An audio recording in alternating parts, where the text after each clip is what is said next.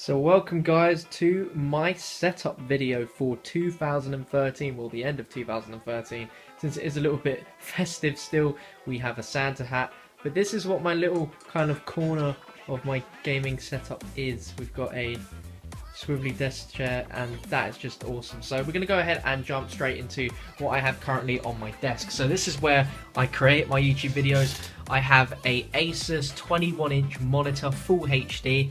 And here we have a Logitech, I believe it's a C920 1080p webcam. It's honestly the best webcam I think money can buy right now in terms of quality, and it's just freaking amazing. Does full 1080p, does 15 megapixel photographs as well, which is absolutely crazy.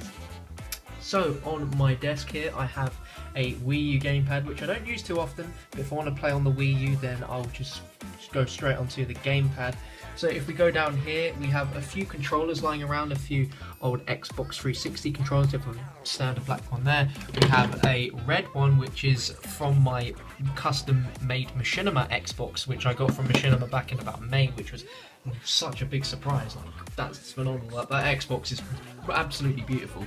And here I have a controller hooked in where I play custom PC zombies on. I know it's a bit newbie that I use a controller. This is what I use on 360 as well. It's an absolute beast. It's a little bit dirty at the moment, but this is my Scuff gaming controller, and as you can see it's got the two paddles on the back and it's got the trigger stops, which is absolutely beautiful. So when I play custom zombies I hook it up via USB and that's how I play my zombies. So this mouse that I have is the Razer Def Adder. It is an absolute beast of a mouse. It's gorgeous. It like kind of just glows blue. I love the Beatles, so I have a Beatles mouse mat. And here we have the Razer Blackwidow Ultimate keyboard, which is what I rock, and it makes loud noises like a typewriter. It's pretty cool, but it's got mechanical keys and it does everything that I need to. Just sometimes when I play PC, especially like with custom zombies, I tend not to use a keyboard because it's so loud, so I kind of need to find a replacement keyboard soon. So the microphone I use is the Blue Yeti. This is an beast of a microphone. If anyone wants to start out with commentaries, this is the mic to go for. Like, it has really nice, good sounding bass, so that's kind of why I like it. So the PC I rock, it's a bit messy under here. There's just so much stuff going on. But this, my friends, is my PC. It has an i7 2600K CPU. It's quite an old CPU, but I recently updated the graphics card to a NVIDIA GTX 780, which is beautiful. It has 16 gigs of RAM. It has a terabyte hard drive. That's like the second hard drive. The main one has about 500 gigabytes of memory. It's just an absolute beast. It's what I use to edit my videos, like render, edit and everything, and the editing program I use is Sony Vegas. So now, if we swivel my chair to the left, we have the absolute beast of a gaming setup, kind of like here. So before I had a really ugly, horrible kind of like cupboard where my TV would sit on, but now I have a actual gaming stand, and I'm going to switch over quickly to the flash. Okay, so the flash is on. Try and ignore that kind of like light on the TV there. But the TV I play on is surprisingly big for someone that plays so close. It's an LG 37-inch full 1080p TV screen there. As you can see, we've got the Xbox One on at the moment. So if we go down here, we can see I have the Kinect. And here we have my Wii U, which I don't play too often, but I have bought a Mario game from Super Mario 3D World, I believe it's called. 3D Land, it's one of the two. But I've got that, and I've also got my TV remotes there. So now if we come down, this is where things get absolutely awesome. So down here, we have the lovely Xbox One with the Xbox One controller. And then also, sitting right next to it is a PlayStation 4. So that's right, I have a PlayStation 4 as well as an Xbox One. I haven't posted any gameplay on the PS4 though, as it has a copyright protection called HDCP, which I'll get into in a little while. So that's kind of why I haven't made any videos for that at the moment. Now down here we have a good old Xbox 360 Slim, so I still play on that from time to time. And then here we have my Virgin Media TV box, is what I use to get TV. It's a cable box. And yes, so you're probably thinking, how do I record my videos? So I've got the devices here. I've got the computer. I've got the editing program, but what do I actually use? So if we come over here, you can see this little box down here, and this, my friends, is the Elgato Game Capture HD. This thing is an absolute beauty. So as you can see, it's really this small, about as big as, it fits right into my hand. It's literally about as big as an iPhone, and it's simply a HDMI in from the console, a USB to the computer, and a HDMI out to the TV, which is as great as that. And it records 720p and 1080p, which is just absolutely beautiful if you want to get your gameplays. Now this thing can record any console, Xbox One, PS4, Xbox 360, PS3, it can do all of those.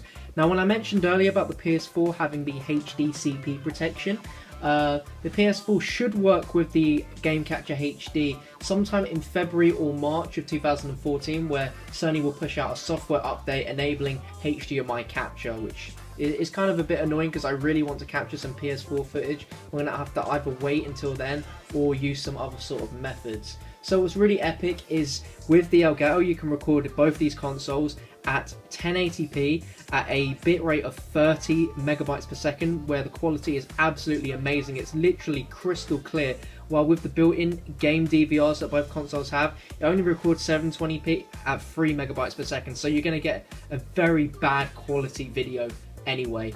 Now with the game DVRs you're limited to recording time with 5 and 15 minutes, while with the Elgato you can record for as long as you want. And heck, if you want to throw commentary over it, then you can go ahead and do that with the Elgato, when you may not necessarily be able to do that with the Xbox One or PS4. Now if there's anyone out there that wants to become a YouTuber and upload their video footage, then with the Elgato of course you can record for as long as you want, and you can throw those clips into any choice of editing software, while with the Xbox One your footage is uploaded onto SkyDrive and the footage from PS4 is uploaded onto Facebook. So you're a bit limited in what you can actually edit with and what actual footage you'll get out of it that you can share with your friends. Now also both consoles have live streaming capabilities, but if you want to get the full quality and the full kind of professionalism that some streams have, then you want to get yourself a capture card. So the Elgato is a great shout if you want to live stream as well. It's just so easy to live stream and live commentary features, and they're going to make a bunch of ways to make these features better throughout the next 12 months, because Elgato are always throwing out updates to improve the software and the hardware even more. So if we take a brief look at the software, you can choose your input device. So of course I pick Xbox One. You can select if you want it in 720p or 1080p, and then here we have a mix of different things. So we have the game audio, you can turn that down, you can add live commentary. Like I said, live streaming is so seamless with this program. You can literally stream to Twitch or YouTube just so simply, just by adding in your account information and then clicking that button, and you'll literally live stream, which is really epic. You can title your videos and stuff. And then there's also a flashback option here. So I don't have any consoles on at the moment, but say if I was playing a game of Call of Duty and I forgot to record it and I had the program running, all I can do is I can literally go back in time to the moment where I was playing that game. I can press record and it will record everything from that up to this current time. So it saved me a lot for like just generally playing, and I've actually got a good game that I thought was really good. Or if there's any like zombie stuff which I was just playing casually and something crazy happened, then I had that recorded, which is really epic. So of course with my awesome graphics card I want to get a few PC games. So here's a list of the library of games I have on Steam. It's quite a lot actually, quite a lot I don't have installed simply because I want to save hard drive space. But of course I play Call of Duty World at War mainly. Got DayZ, I'm hoping that they like expand that a little bit, because then I'll start posting videos on that. We've got loads and loads of Valve games, so many Valve games. Yeah, that's all the games I've got. And then of course I've got Origin games as well. So quickly, Battlefield 3, Battlefield 4, Burnout Paradise. We also have Crysis 2, Dead Space 3, Mass Effect 3, Medal of Honor, Mirror's Edge, and SimCity. SimCity was such an addictive game when it first came out. Oh my god. So I have one more thing for my setup, so welcome my friends to the Mini Beast. This, my friends, is the Alienware 17 laptop. It's a 17-inch screen. This thing is absolutely beautiful. I mean, look at this. The LEDs look amazing. It's a 17-inch. It's got a Intel i7 processor at 3.4 GHz with turbo boost. It's got a NVIDIA GTX 770 graphics card, 8 gigs of RAM, 750 gig hard drive. And this is the thing I'm going to use to take with me when I travel around to different events and capture gameplay. This thing is a beast. Like, look at it. It's so beautiful. And like, I would never think If you told me last year that I'll be getting an Alienware laptop, I would not believe you, because it's the sort of computers that you see and you're like, oh, that looks pretty. I wish I could have one of those, but you never get around to getting those because they're so expensive. But this is beautiful, man. What do you guys think? Let me know in the comment section.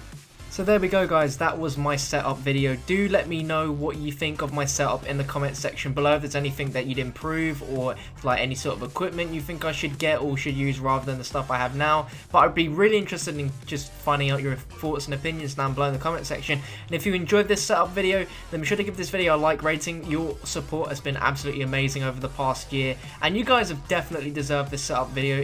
I should have done this sooner really, but I hope you guys did enjoy the video, and stay tuned tomorrow for something awesome to celebrate New Year's. All I'm going to say is that 2013 was an amazing year, and I want to share it with you in the best way possible. So maybe it's going to be a collection of videos and clips that you may not have seen before, but I really hope you guys enjoy this. Look out for the video tomorrow, and I'll see you guys in my next one.